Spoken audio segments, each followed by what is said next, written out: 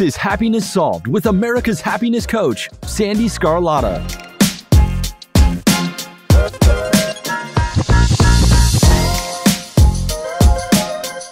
Hello, everyone, and welcome to Happiness Solved.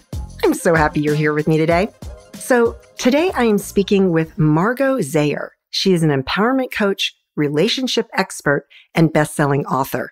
I'm looking at her website right now, and she has this quote that is so amazing, and it's going to sum up this interview. She says, "I'm thankful for all the gifts life has given me, even if some of these have first appeared to be losses."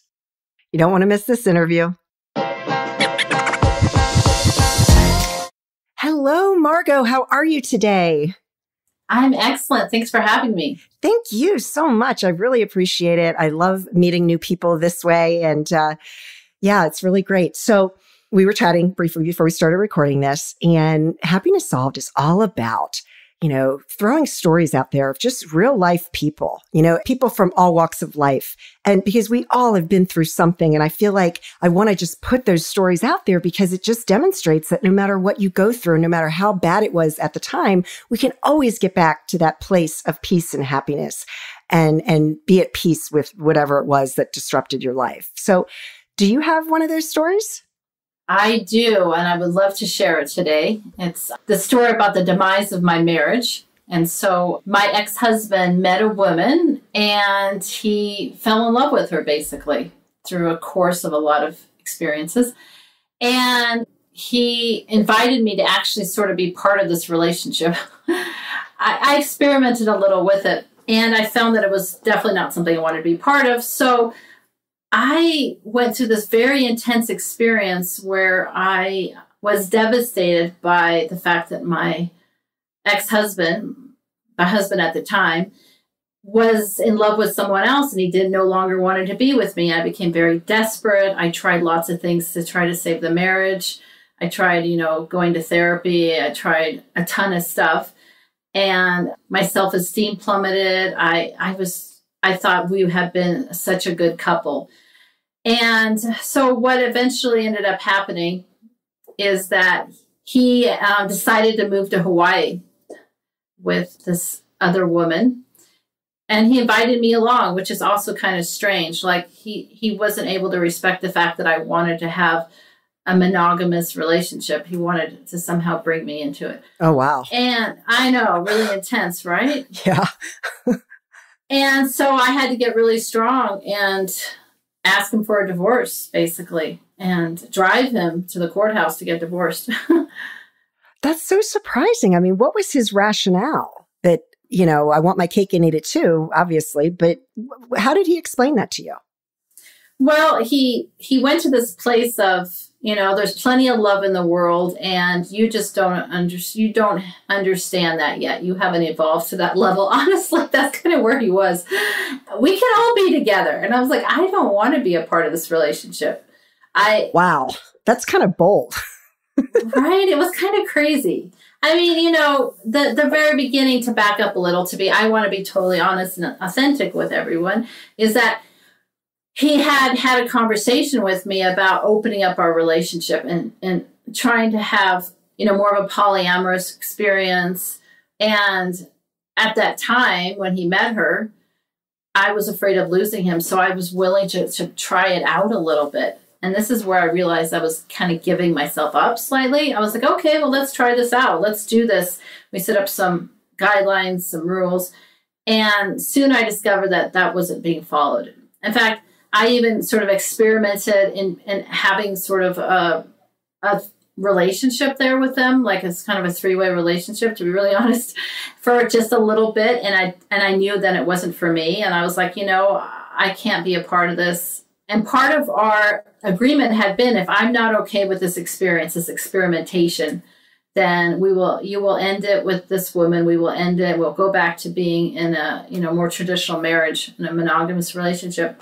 And when I told him that I wasn't okay, he said, I can't do that. I'm completely in love with her, and I can never close that door again.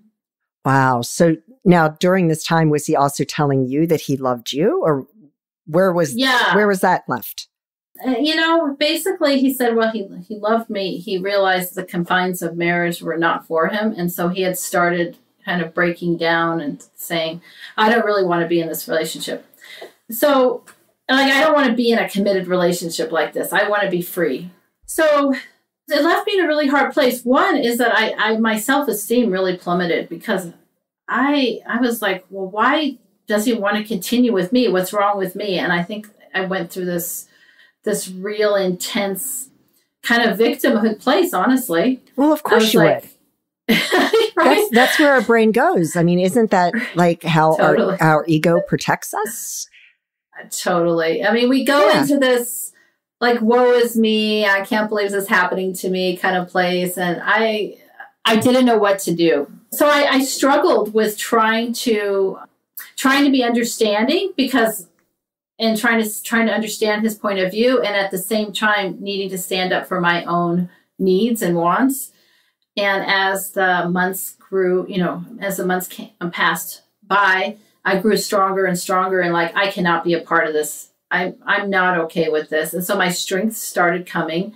And then that's when I had to ask for the divorce because he really had thought somehow that he could make me also want to be a part of this experience. It's weird, but that's what happened.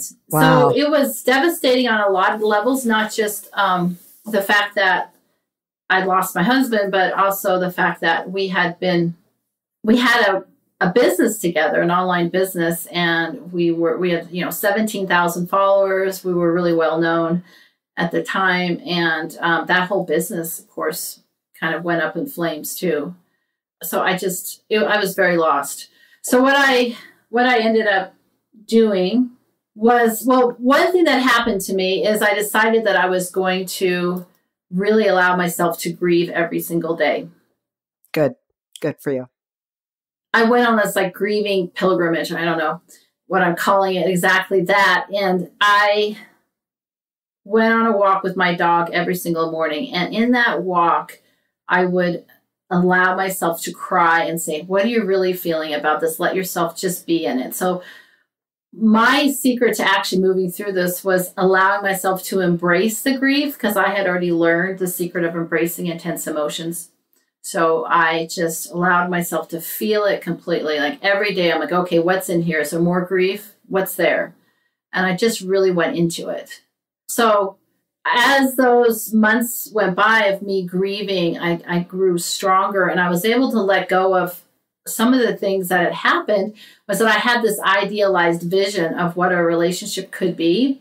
And I had to grieve more the future vision I'd had of it. The dreams that we had held together. And I think that was the hardest thing. We had actually planned ourselves to move to Hawaii. And instead he moved there with another woman. So that also was very devastating to my heart because I had been so looking forward to creating a new life there. Wow. So you mentioned briefly that you had dealt with intense grief previously or previous to this. What was that you went through? Well, that prepared you for this? Yeah, it's not exactly intense grief. It was more handling intense emotion like fear because I had already gone through being trained as a hypnotherapist. I'm a certified hypnotherapist and EMDR facilitator. I had already done a lot of inner work where I had faced some intense fear in my life. And I had learned through this processing how important it is to just face the energy and let it move through you and these different techniques to do that. And so I sort of applied the work I'd done around fear because I had some very intense experiences around fear when I was younger. Like the Ku Klux Klan came to our front yard and created a bonfire and shot BB guns at our house, things like that. Oh my gosh. I'd done some intense clearing around fear. And I knew the protocol to sort of help myself move into the grief, which was just really being in the feeling in my body and not getting too much into the story, just letting the feeling pass through and letting myself weep and really being like, okay, this is okay, and not push it away. Because when you push something away, it actually tends to stay there, kind of stuck in your energy field because it really wants to move through you. Oh yeah, been there, done that. Well, good for you. Good for you. So you said that you had to drive him to the courthouse. So he was really that resistant to actually signing off on the papers? Yeah, it was kind of crazy. I mean, eventually I sat down with him and we filled out the papers. I said, I'm going to fill this out for you. I literally filled out the form and he signed it. And I said, I think we're going to have to go together to the courthouse. He's like, yeah, I might not. I just don't know if I want to go at all. But if you really, insist, I'll get in the car with you. And that's basically how it happened. He really, really had this vision that was different than mine. And I had to learn to stand in my power with it. So I want to add a different part of this, Sandy, because what happened to me too was I had a realization. The thing that started coming up for me during these, I would say, months and years after the end of the relationship was that I had actually called in this woman into the relationship. Because earlier in that same year, we're about 8 months prior to him meeting her, I had actually had this big moment, an epiphany that had come over me, where I realized that there were things about the relationship that actually weren't okay with me, that I had been pretending.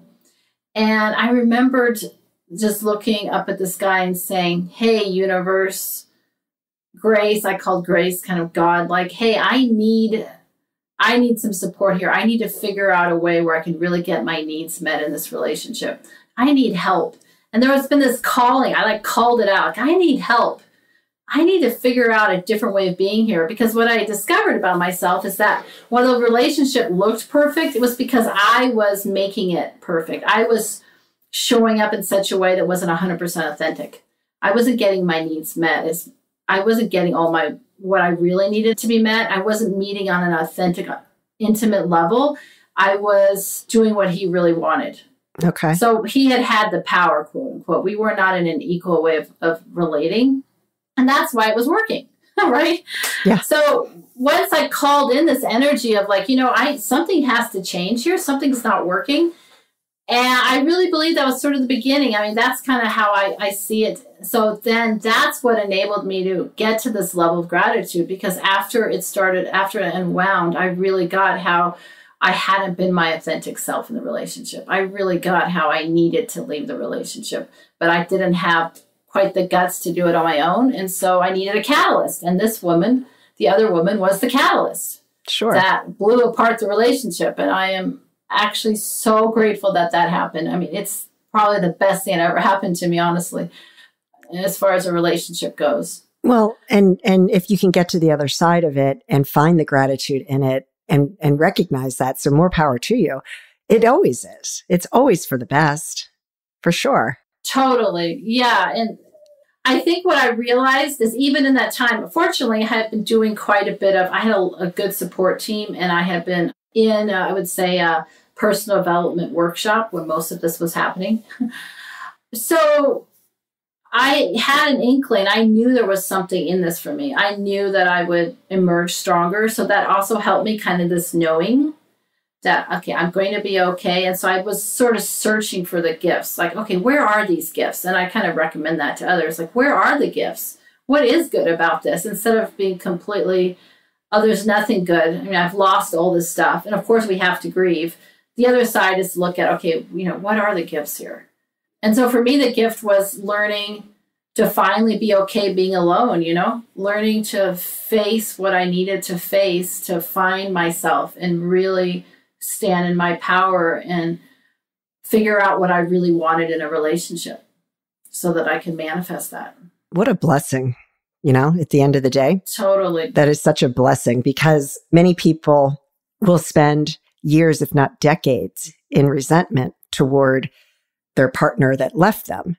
And I love that you chose to put yourself first and, went through the process, because of your training and whatnot. Not everybody has that toolbox, if you will, to know that you have to go through it. But, thank goodness you did. And I love that you said that, you were able to recognize your part in it and that you asked for help and that woman was the catalyst, because quite frankly, and I think I've just seen this so often, that women need a little bit of a nudge to get out of a marriage, right?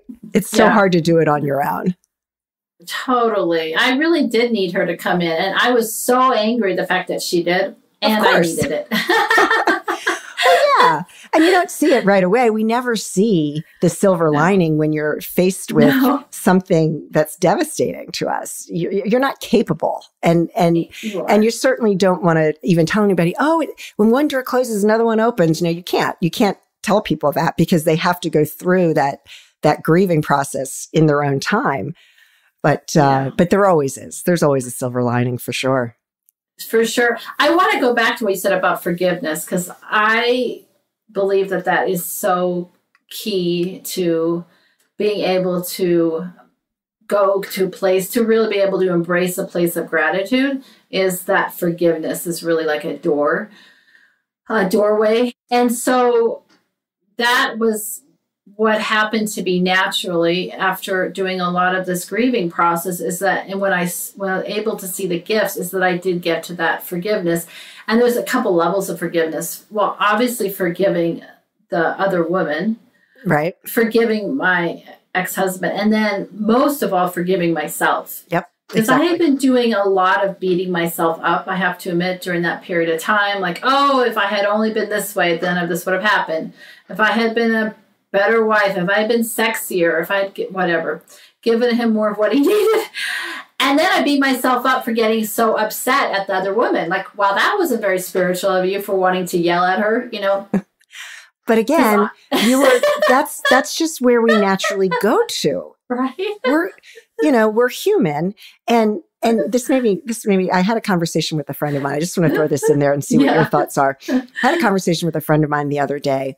And I was like, I see this person doing that. And I'm like, why isn't that me?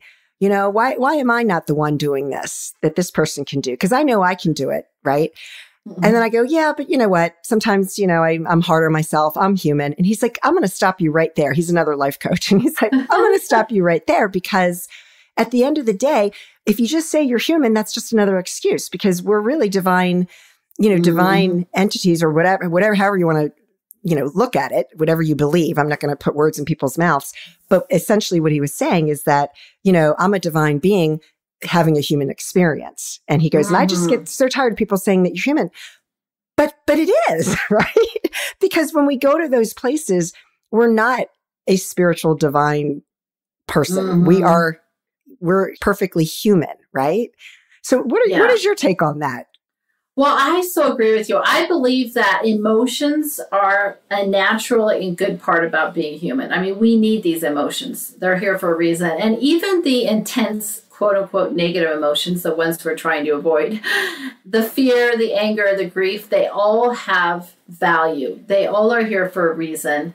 And we need to, I think, embrace all of our emotions and be able to accept that as part of who we are. And it's pushing those away and hiding out and pretending we don't have those emotions that actually creates chaos, that creates people who, quote unquote, go off the deep end. You know what I mean? Oh, yeah. And do crazy things. It's that if you can go into your emotion, embrace it, and really acknowledge that, hey, I have this emotion, then you actually are empowered in that experience, in that relationship. It's okay to feel anger. And I agree with you. It's 100% natural for me to have felt anger. This is where I am now. I think in that moment, many years ago, because this is quite a few years ago, I, of course, had this lens, right, that I was looking through. Like, oh my God, I can't believe I'm so out of control. Because I never experienced anything so intense in my life, right? Losing someone you love, and at the same time being pushed away in this kind of comparison, like, well, she's sexier than you, she's that way, she's this way. As I heard a lot of those kind of comparisons, is really intense when you're being put down at the same time. Of course.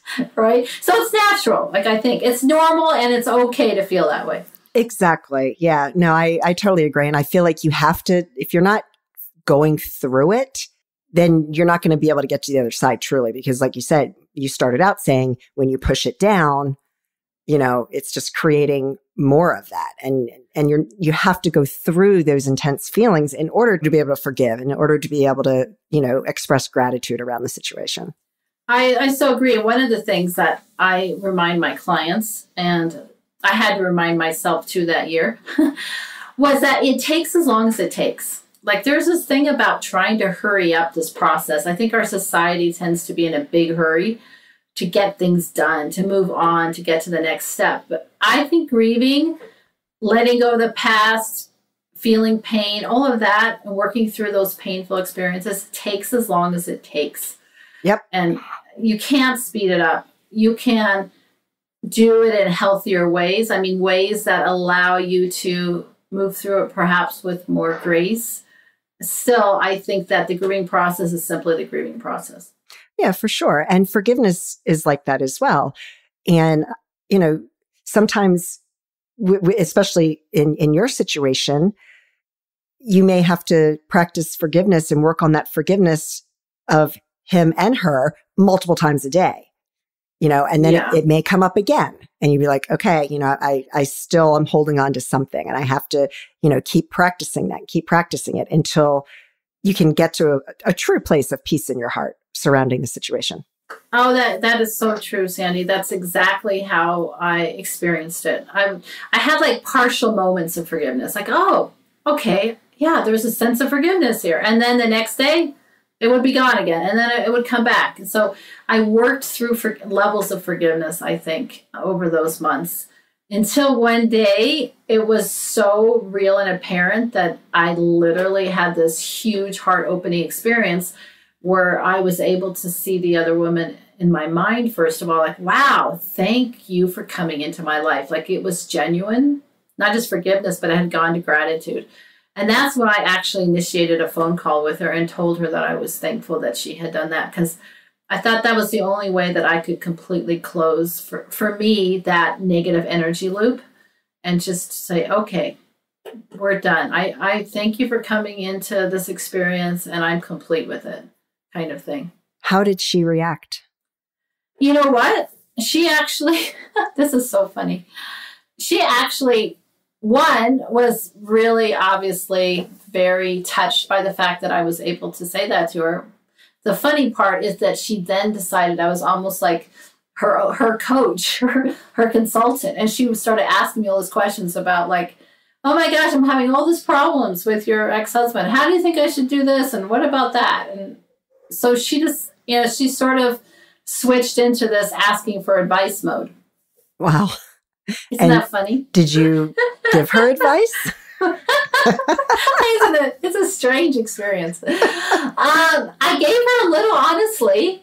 I was just like, okay. And then I reminded her, because I'm going to say another funny thing about this experience is I had actually had a conversation with her, heart to heart, in hopes of her obviously letting go of, you know, her relationship with my ex-husband. I'd had a heart to heart with her. I'd sat down in a room and said, okay, if you do go forward with this relationship and I, you know, bow out, you know, my marriage ends, you are probably not going to be happy. And here are the reasons why, just knowing who you are in your energy field.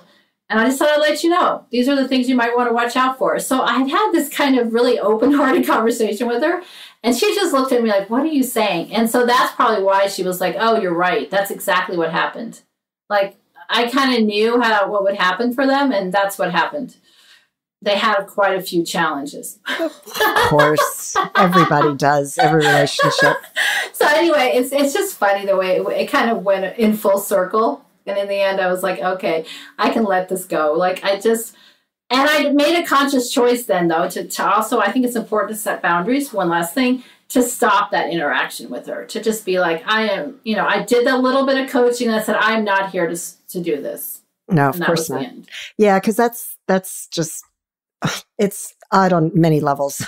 Let's just put it that way. Yeah. I mean, that's the thing I actually learned a lot about during this experience too, for me, was the importance of setting boundaries. And that's where I think I had been pretty weak, very weak indeed. The whole thing about, you know, even the way that she was brought in, that I didn't set my boundaries. This is not okay with me. We can't do this. You know, I wasn't good at setting boundaries at that time. Interesting. So how long ago did this happen? Oh, well, so this all happened in 2008. Okay. So it's a lot of years have passed. And the really cool thing on the other side, I mean, I don't know if you want to go to this, but is that I've now manifested my true soulmate, and I'm in a really beautiful relationship that I totally adore and love and can totally show up as myself. It's just night and day. That's amazing. Yeah. And I share that with you in that I was married to my ex for just shy of 1 month of 20 years when our divorce was final. So it was a very long time. And I had met him when I was 21 years old.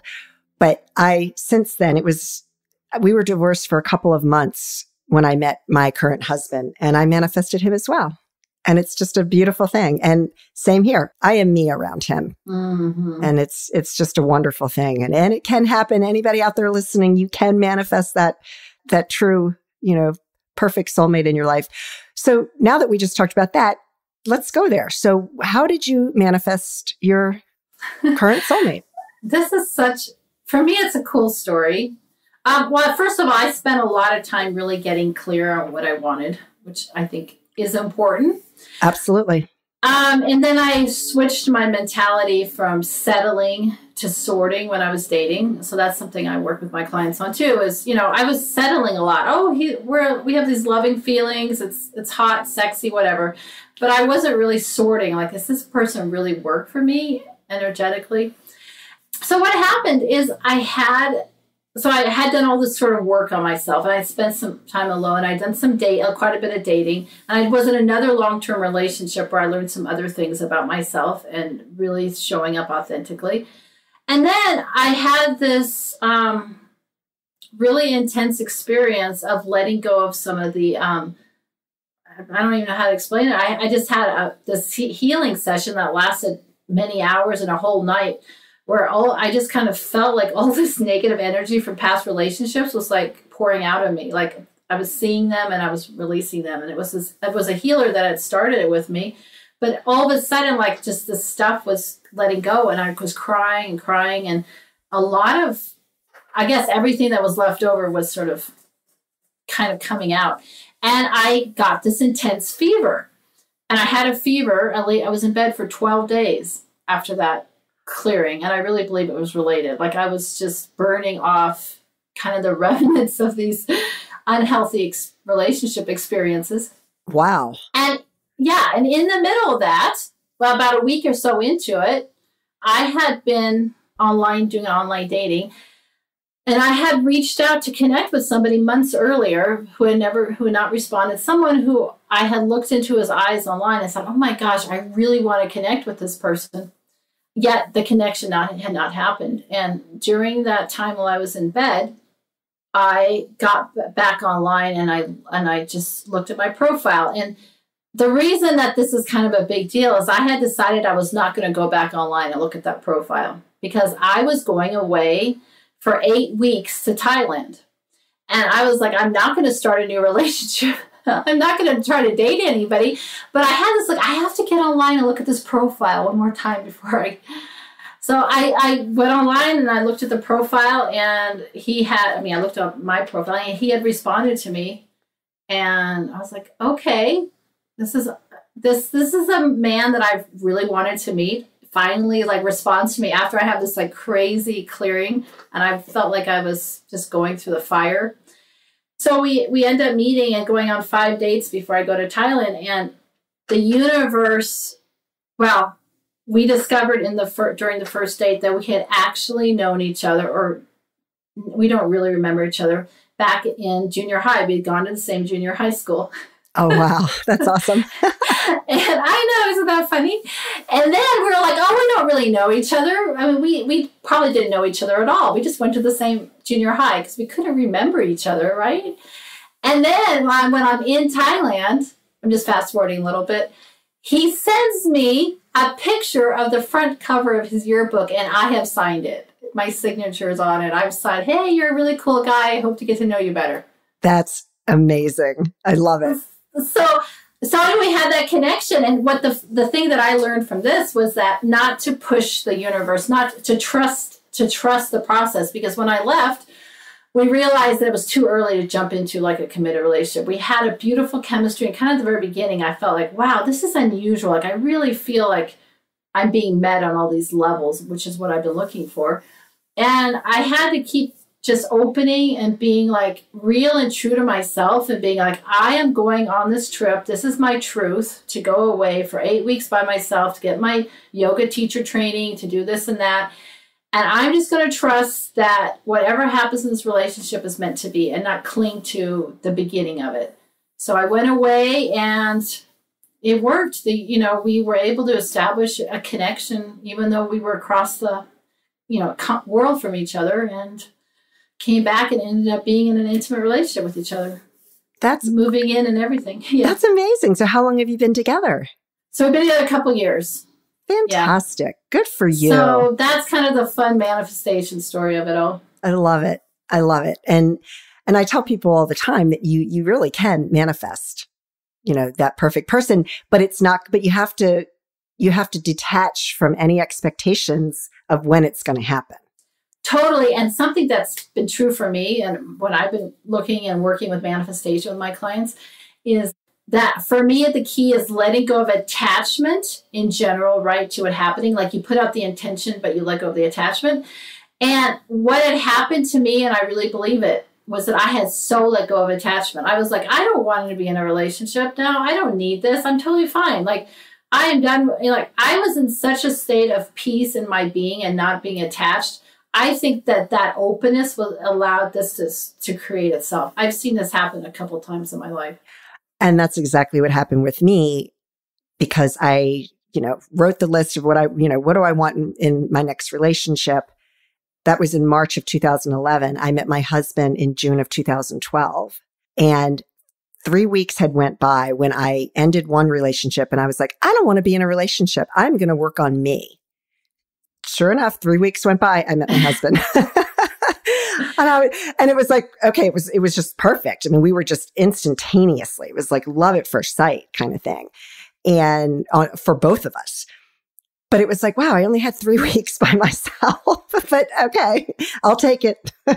I know. That's kind of feels exactly like me. Like when I walked into the room and I saw my partner there, I was like, oh my gosh, this is like instantaneous. Like I felt like, wow, I know you. Wow.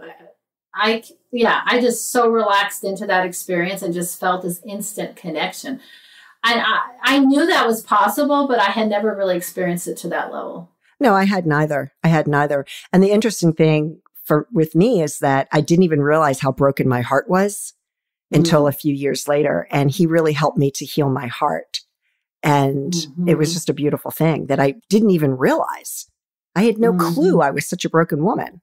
I'm like, I'm a life coach. I've got it together, right? But no, I didn't at all.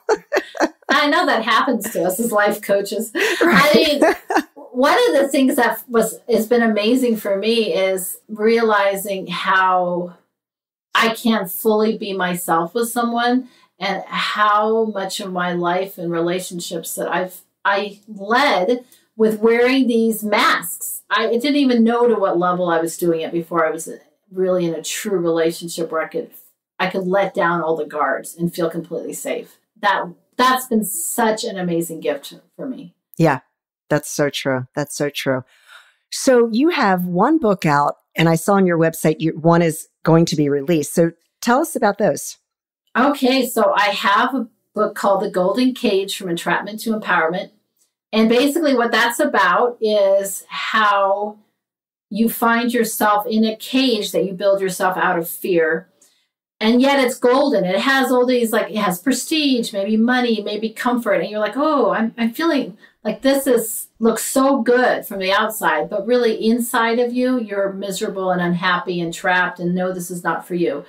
And so the book is about my experience of being in a golden cage, actually in my marriage, and how my marriage kind of exploded. It tells a lot about this, what we just discussed, and also my career cage that I was in. And then so it has my personal story combined with some techniques to help people get out of their own golden cages and fly free so that they can be fully empowered and really go for their heart's calling, what their heart really longs for. I love it. I love it. And then, your other book that's going to be released. So the other book is called Soul Love Tango, and it is about how to have a relationship that is not from the ego perspective, the ego type of like, oh, this is all about me, my needs, my wants, and very ego focused. And there's different kinds of ego styles that I go into in the book, to what I call more of a soul-based relationship, one that's a more of a conscious way of relating. And so there's a lot of techniques to like move from the kind of judgmental way of things, seeing things, to the acceptance and I would say radical generosity with your partner, championing your partner, supporting, really being a support for your partner versus like, what can I get out of this? This is what I need. What about all my needs? It's not about giving up your needs, but it's also a certain focus on creating a conscious connection in a different way. I love that. And I love the radical generosity. Mm-hmm. I love that. That's the thing that I have come to. I just was randomly saying that. It's not even in the book, but maybe I might add it. I think you should.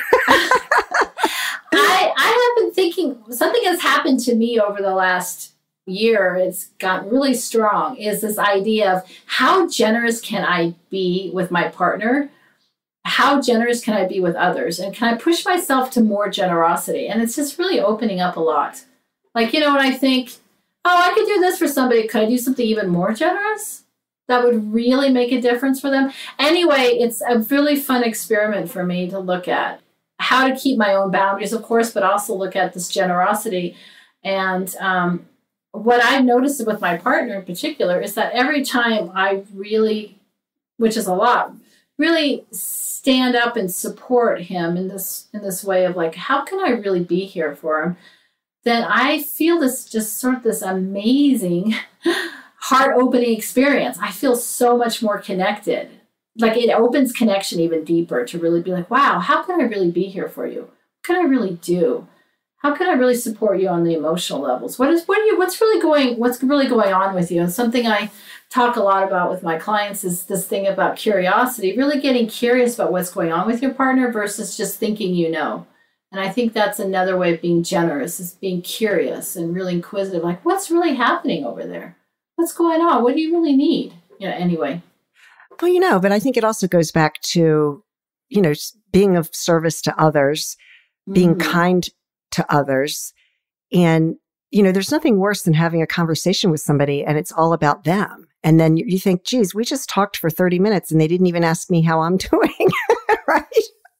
Right. I know. That's so true. And I think with the whole thing that people have been very isolated in the last year or so, it's just that need for connection is even stronger. Without question. Reach out. Right. Yeah, without question. I totally get that. I get it. So when is this book due to be released? You're asking a great question.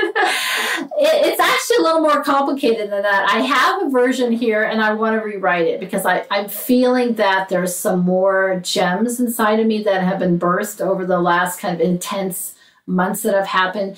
Just from I think that this whole experience we've all been in as a country and world has really brought up some more gifts. And so I just realized I wanted to make it stronger in certain ways.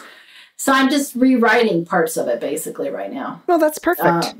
Yeah. So I'm hoping, my intention would be hopefully later on this summer sometime. Yeah. Well, it has to feel right for you. There's no rush. There's no rush. Right. Well, and I had a version a while ago that I'd sent to a few people, you know what I mean? And then it's no, how you grow. I'm not your experience with books, but I'm not sure what your experience is like. But my experience is I write something and then I grow and I'm like, oh my gosh, I need to update this because it gets old, like after you write it. Well, so my recent book, I sent it to the publisher in April of 2020. I finished it in January and then sat with it a couple of months. And I finally just said, I need to get this out there. And of course, now, it was released February 1st of this year. I can go back. There's so many things I could add differently. And I'm like, okay, that's version number 2. It is what it is. I love that. Well, Sandy, I should definitely look for your book. I didn't know anything about it. No, that's okay. Yeah. Yeah. So is there anything else that you'd like to share with the listeners? Yeah. I would love to share about my relationship reset boot camps that I do for women. So it's really about women's empowerment in their relationships. So the focus is on really uncovering the triggers, the patterns that we have in relationship, maybe the myths that we bought into, and also our own personal, I would say, style, ego-based style of relating. Those really kind of ways that we show up when we're stressed out and so forth. So those patterns, and helping unwind those patterns, and then really creating a new way of relating that is more based on authenticity, really showing up and being true to oneself.